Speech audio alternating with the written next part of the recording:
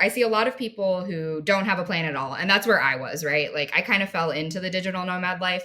And so for a long time, I was traveling paycheck to paycheck. You know, I would earn money, I would spend money, earn money, spend money. And my budget, if you could call it that, was whatever I made was what I was going to spend that month, right? Like if you're on that side of the spectrum, I always encourage people to come up with 3 types of budgets. So I call them the ramen noodle budget, the Netflix budget, and the luxury budget. Your ramen noodle budget is how much do you need to keep yourself fed and safe, right?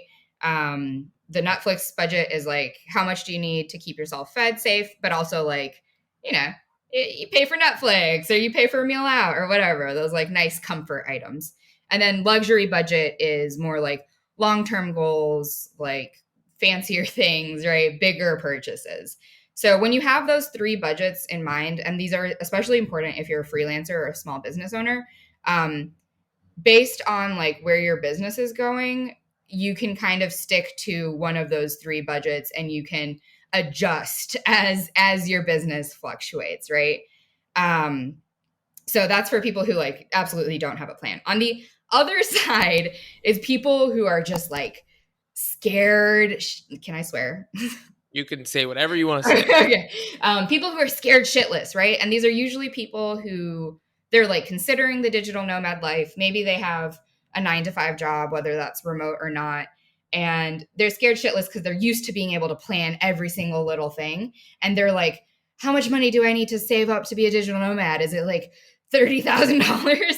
And for that, I'm like, you know, it's not a down payment on a house, dude. You know, like, what I kind of tell people is I'm like, go look at where you want to travel to.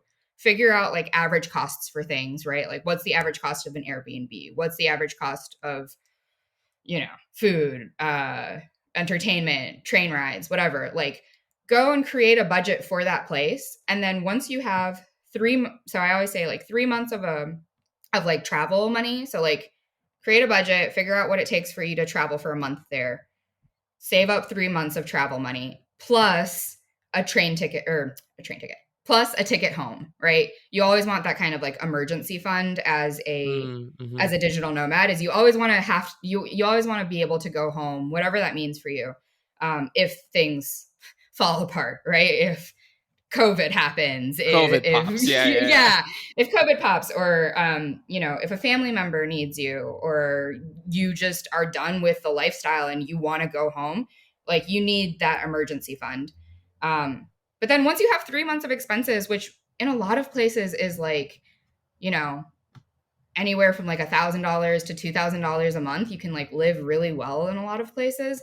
So like you can start your digital nomad journey with less than $10,000, 100%, like, and feel safe and feel good about it. And then if you're earning money on top of that, like you're good, like go, you know, people who have a tendency towards kind of anxiety and worry, like I feel like they tend to be savers and they want to like save up as much as they can. And they're worried that it's not going to work out. But you kind of have to have a push off point where you're like, okay, I have 3 months. I have my emergency ticket home.